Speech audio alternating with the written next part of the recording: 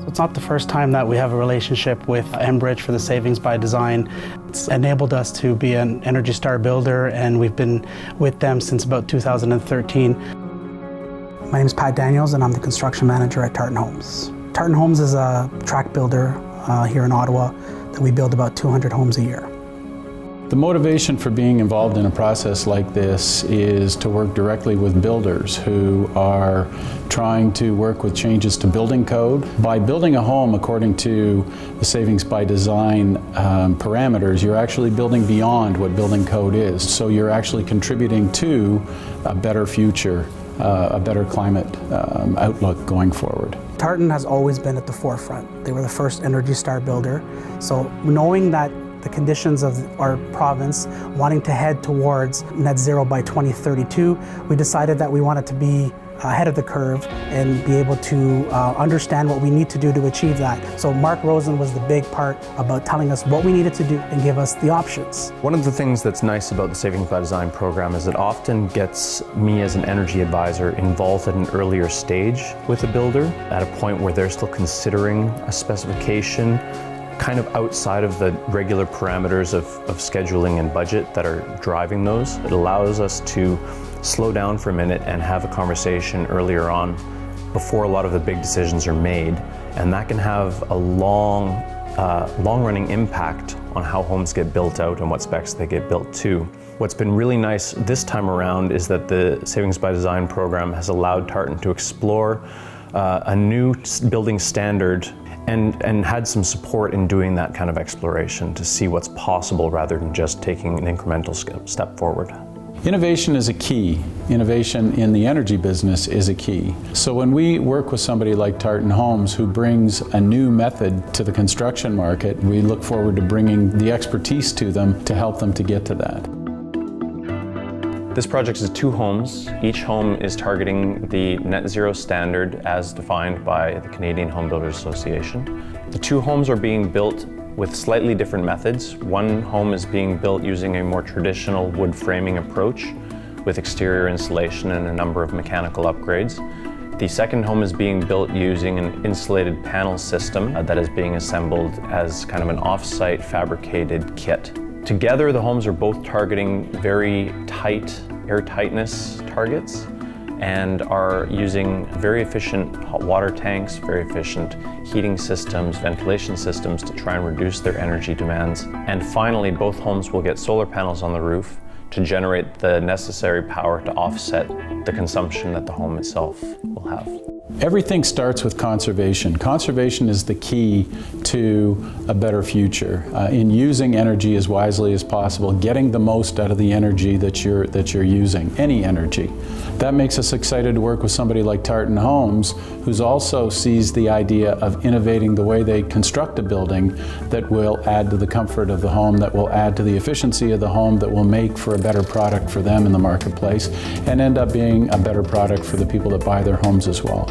So in the hopes of being able to produce these houses in our standard lineup and be able to introduce them as part of what we do every day, we wanted to know if we can do these houses standard, if we can build this as part of our usual everyday tract building component of our business. So we needed to do a house that was typical to what we do.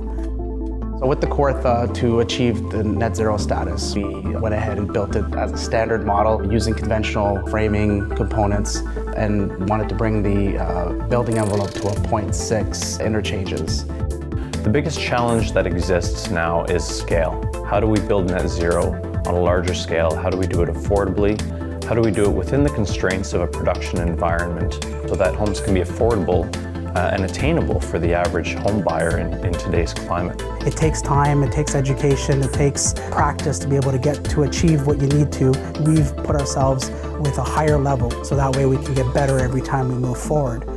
What we do as energy advisors to help builders is we do a couple of different types of tests. One of the tests that is mandatory for Energy Star for new homes and for net zero labeling is called a blower door test. And in a blower door test, we take a big fan, we install it in the front door of the house, and we depressurize the house by sucking air out of the house with this fan. We then use a device called a manometer to measure the pressure inside and outside of the house and determine how much air is leaking into the house at a given pressure.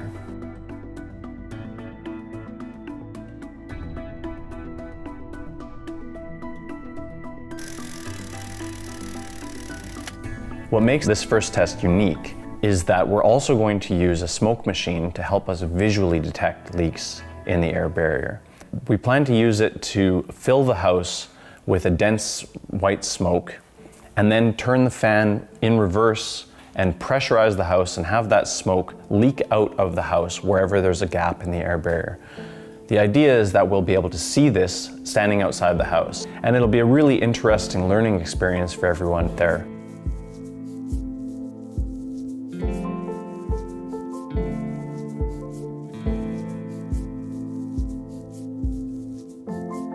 We're back again today to do the smoke test. So the house is all set and the fog machine's inside. It's all warmed up and ready to get turned on. So I'm going to go inside and fire up the smoke test now.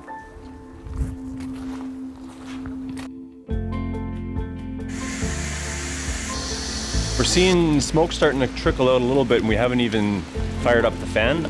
So it's interesting that it's kind of naturally finding its way out of some of the openings. You can see that there's a little bit of smoke coming out here. And these are areas where we've insulated and thought that we've covered pretty well, and now we're seeing, just without the pressurized, that it's already leaking.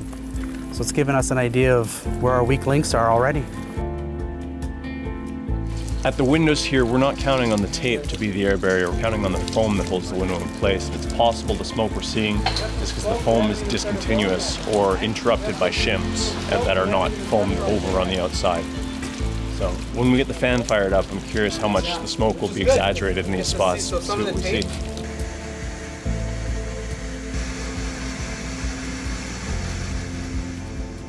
So I'm going to get the fan turned on. If you see smoke coming out of the house, make sure you tell somebody wearing a hard hat so they can go and fix it.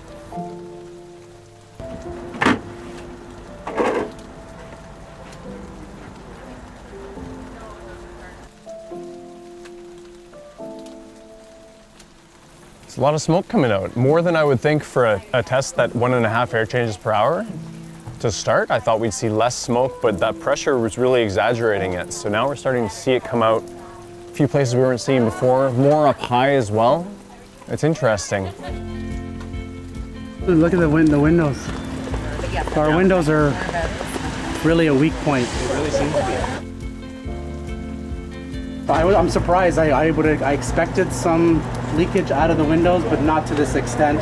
I'm really happy with the way the test is going because we're actually seeing a lot of interesting areas, a lot of details that we thought we covered. And to me, it's a success for sure, 100%. Yeah, it looks like the house is on fire. Yeah. It's telling, I think, that 1.5 air changes per hour was our initial test, which is a great number.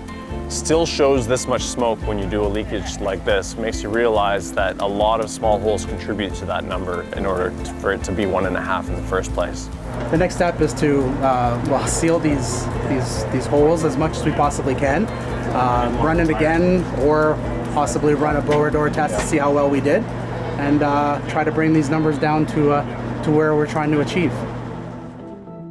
So in contrast to the Kawartha home, the Empress is taking a whole different approach to the way a home is put together. As a model, it's a slightly smaller and narrower home. The main difference is that it's being constructed using an off-site fabricated panelized system, as opposed to the Kawartha, which is a site-built stick frame house. The panels themselves are a composite of foam insulation matched with a steel exoskeleton. And once they arrive on site, the idea is that the house can go together quite quickly. All the pieces are already cut to size, labeled, and there's kind of a key plan. It's kind of like a jigsaw puzzle with instructions on how to do it properly. Here we are at the second home that we are doing in net zero. First one was a conventional stick frame build. This one here we went with a panelized system. And here we are that we've installed our first greenstone panel system here in Ottawa. The challenges were really just to try to understand the product and see how it lays out on the site. And because we don't do any of these, this was our first one. So it kind of had its own challenges of being the first one that we do here at Tartan. Let's go have a look inside. It's panelized system, so it's something that we don't normally do, and that was exciting in the sense that when you bring these innovations forward, you want to try to have different ways of doing it and being able to make your everyday practice as a track builder to make it better, make it faster, make it more efficient. Again, starting a project like this, you'd have to have all the information up front to the site right away because these products are different. You need to have everything up front before you start something like this. Some of the big challenges is actually getting the electrical and the plumbing into these units because these are cut with hot knives to be able to fit it through the foam to make it so that we don't have to lose more space by framing it out or by doing any strapping. The product itself is a great product. I think it could be a game changer in our industry, but again, there needs to be some education to it. And I mean, once we do the blower door test on it, I think we're going to be even more excited with it if we get the results that they're telling us we can get. So yeah, overall, I'm pretty happy with it. The team is generally very optimistic that the Empress is going to be a substantially tighter home right off the bat. The thought is that this panelized approach to building the Empress lends itself to air tightness much more easily. I'm not so sure I share everyone's pure optimism. I'm hopeful that we see a very good result, but we have no data to compare between the two homes, and I'm really getting anxious to start to have access to some of that data.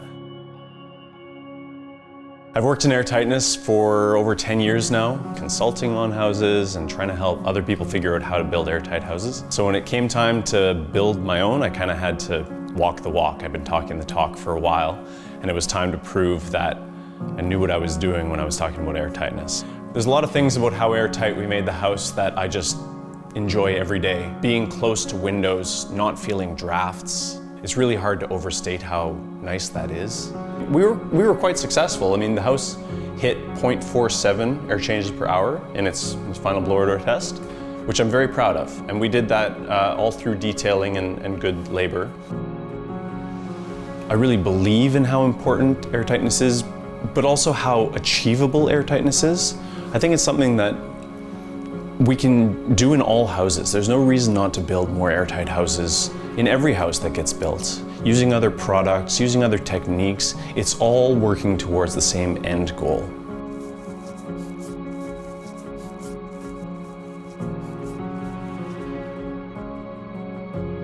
The testing itself was very surprising in the sense that we knew we were going to get some smoke out. We knew we had some weak areas, and we figured that we were going to have some work to do, but where it came from and how it came about was the surprising part. If anything, by showing this to everybody, it basically brings to light checking out all the little details or making sure that you look at those minute details could be a huge difference between having a good air barrier and not having a good air barrier.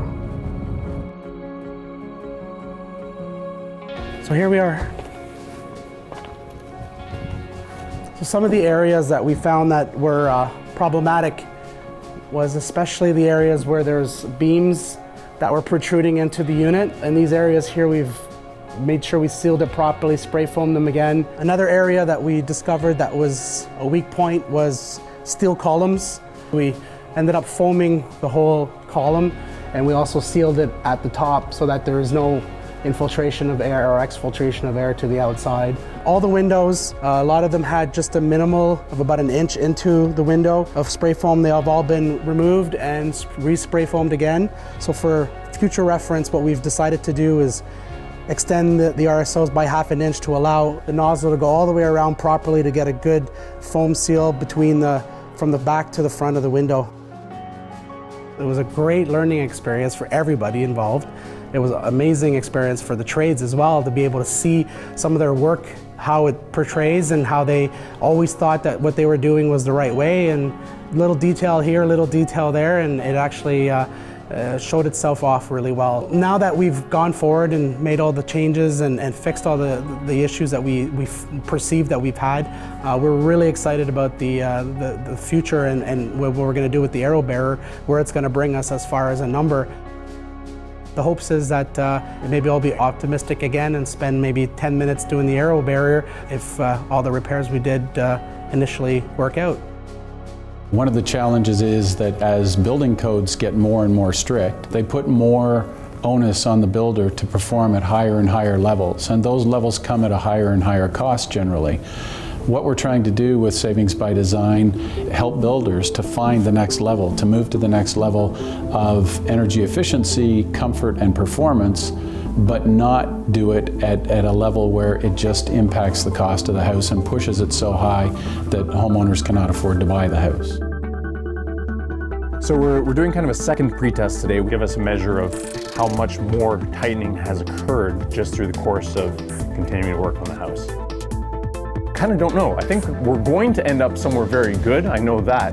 I just don't know exactly how far along we are before the aero barrier installation. I feel cautiously optimistic, I would say. All right, drum roll please. The air test results, 0.97. Under one. Under one. Well done. Awesome. Well done.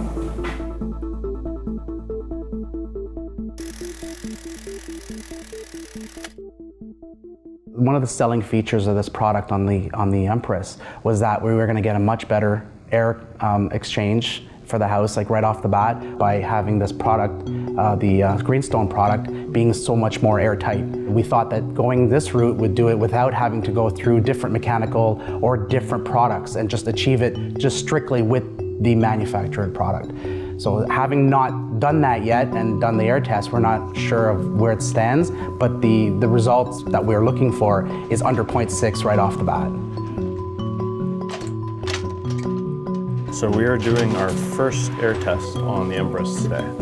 This is exciting. We've been kind of waiting for this one for a while now, so I'm looking forward to it. Feeling good. I'm excited. It's been a long trek to get to this point. A lot of things have had to happen to get this house where it is, and so we're looking forward to seeing the results of it and seeing all the hard work everybody put in, and hopefully we get the results we were looking for. I've tested a lot of houses that have gone for 0.6, and 0.6 is a really tough number to hit. If we hit 0.6 today, then I guess I'm buying beer for everyone after this. At the end of the day, when you're putting a house together, the advantages of one system alone aren't always enough to bring you to that level. It has to play nicely with everything else that comes before it, the foundation that was built underneath it, the interface between the two, the roof that goes on top, the trades and their impacts as they come in and out of it. And we haven't had a chance yet to really measure that first bar and see if it's been substantially better or whether we're starting at roughly the same place. Well, this is surprising, but not in the way we were hoping for. The result is 1.97. What? Really? Yeah. But you know what we're noticing? I mean, the problems are in similar locations, right? The transition Windows, details yeah. are not the walls, which it wasn't the walls that were the problem over there either, right? No, it was the window windows. openings, doors, bump outs. I haven't walked around upstairs yet.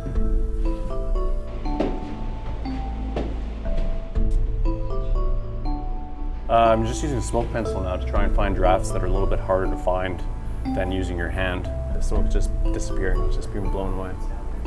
There's a lot of air moving there. Yeah, you don't feel it here. I think we've identified the big one. That would be pretty big. So it's pretty Feel some here. Surprised. I thought that we would be lower.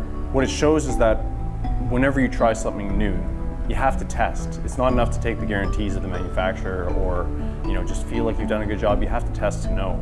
And then you find problems where you didn't know to look for problems. The problem here that we're discovering today is not that the panel system is leaky, but it's the new details that using a different system introduces that we have to figure out for the first time.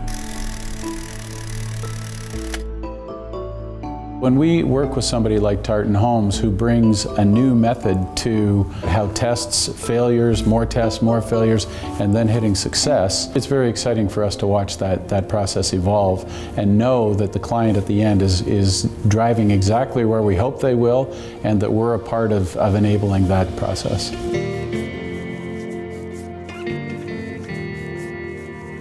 Sometimes the leaks, as the houses get tighter, are more difficult to detect, and then we have to go to more advanced tests to try and find out what's going on. AeroBarrier is an aerosol-applied air barrier system. Basically, the home is pressurized using the same type of fan that we use for a blower door test. And while the home is being pressurized, an aerosol is sprayed into the air using a series of nozzles that are positioned throughout the house. The aerosol itself is made up of a compound that, when it accelerates through a small opening, congeals around the edge of the opening and starts to close the gaps. And it can seal holes anything from 5/8 of an inch down to nothing.